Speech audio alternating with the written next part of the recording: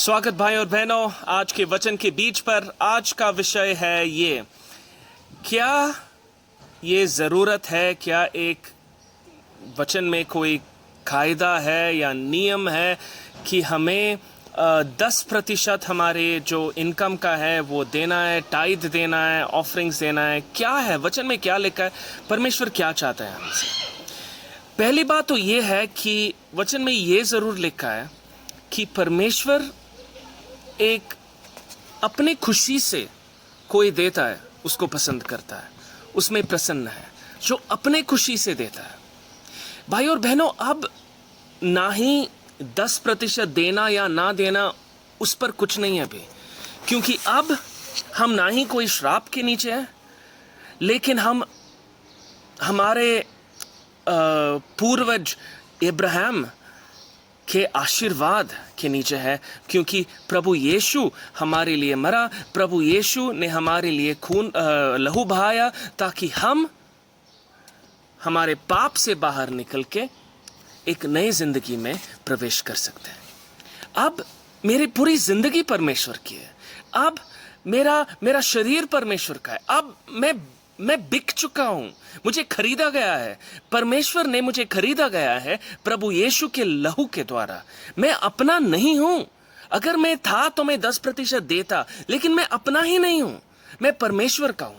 मेरा शरीर परमेश्वर का है, मेरे पैसे परमेश्वर के हैं, मेरा वक्त परमेश्वर का है। मैं सिर्फ एक दिन सबात का नहीं रखता हूं, अभी मेरा पूरी जिंदगी एक सबात का जिंदगी हो गई है, क्योंकि मैं हर वक्त, हर पल, हर घड़ी, हर क्षण परमेश्वर के साथ बिता रहा हूं, क्योंकि परमेश्वर मेरे अंदर है। अभी पवित्र आत्मा मेरे अंदर है, मेरी आत्मा और पवित्र आत्मा एक हो चुकी है। अब बहुत सा कुछ बदल चुका है। लोग बार बार मलाकी के पुस्तक में जाके बताते हैं, देखो आपको 10% देना पड़ेगा, टाइद देना पड़ेगा। मत्ती के, लूका के, मार्कुस के, यूहन्ना के सुसमाचार में देखकर बोलते हैं, देखो आपको ये 10% देना होगा। देखो भाई और बहनों, अभी परमेश्वर आपका वेटर नहीं है कि आप सिर्फ एक 10% दे दें। नहीं, परमेश्वर आपका पिता है, अभी सब कुछ उसका है। कैसे देना वो आपके ऊपर है। परमेश्वर ने आपको एक स्वतंत्रता दी है, आपको एक अधिकार दिया है। इसीलिए वो अपने खुद के वचन में बोलता है, दूसरे कुरिन्थियों में बोलता है, वो बोलता है कि परमेश्वर पसंद करता है, प्रसन्न है एक अपने खुशी से कोई देने वाला इंसान के साथ। अगर अपने खुशी से आप सिर्फ 10% दे सकते हो तो क्या फायदा है। नहीं, हमें सिर्फ 10% नहीं, लेकिन जितना हो सके देना चाहिए। लूका के सुसमाचार में जीसस खुद बोलता है, वो बोलता है जो कोई पूछता है उन्हें दे दीजिए, जो कोई भीख मांगता है उन्हें दे दीजिए। हमें देना चाहिए। लेकिन बहुत से लोग बोलते हैं, नहीं, अगर मैं दे दिया उनको तो वो मेरा गलत फायदा उठाएंगे, ये करेंगे, वो करेंगे। लेकिन इसी को तो प्यार बोलते हैं, इसी को तो प्यार बोलते हैं। हमें देना चाहिए, ये प्यार है, जो बिना कोई हिचकिचाहट के, बिना कोई वजह के, बिना कोई कारण के, बिना कोई आशा के मुझे कुछ मिलेगा, बिना ऐसा कोई आशा मुझे देना चाहिए।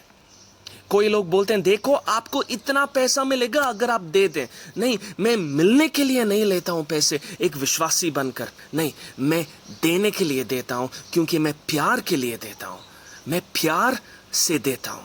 किसको देता हूं?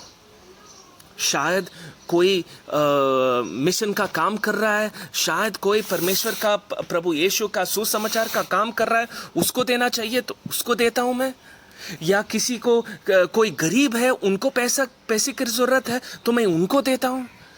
जिनको मैं दे सकता हूं मैं देता हूं, लेकिन खास करके परमेश्वर के सेवा के काम के लिए परमेश्वर ने मुझे पैसे दे दिए। जैसे पुराने वाचा में ये लिखा था कि परमेश्वर खुद पैसे करने के, पैसे रचाने के लिए, पैसे पाने का एक सामर्थ्य देता है, ताकि वो अपनी वाचा को एक स्थिर बुनियाद पर स्थापित कर सकता है। वो वजह बदली नहीं है। जितना भी हो सके, जिधर भी हो सके, जिधर भी परमेश्वर की सेवा का काम चालू है, और परमेश्वर की सेवा का काम साउंड सिस्टम नहीं है, ना ही प्रोजेक्टर है, नहीं ये नहीं वो, नहीं नहीं नहीं, परमेश्वर की सेवा का काम, ये सुसमाचार, ये स्वतंत्रता का समाचार, ये चंगाई का समाचार हर घर में, हर गांव में, हर शहर में पहुंचना चाहिए।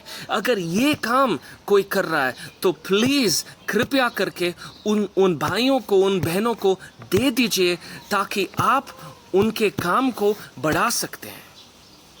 कोई गरीब है, उन्हें भी दे सकते हैं, लेकिन खास करके परमेश्वर के सेवा के काम के लिए जितना हो सके देना चाहिए।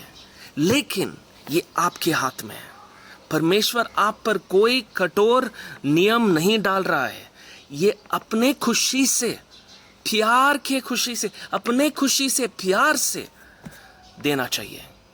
हमें उस शिक्षा से दूर हटना चाहिए अभी, जो बोलता है देखो आप ट्राई करो, आप दे दो, आपको और मिलेगा। हाँ, अगर मैंने दे दिया तो और मिलेगा ही, क्योंकि ये आत्मिक सिद्धांत है, आत्मिक प्रिंसिपल्स है, ये मिलते ही हैं।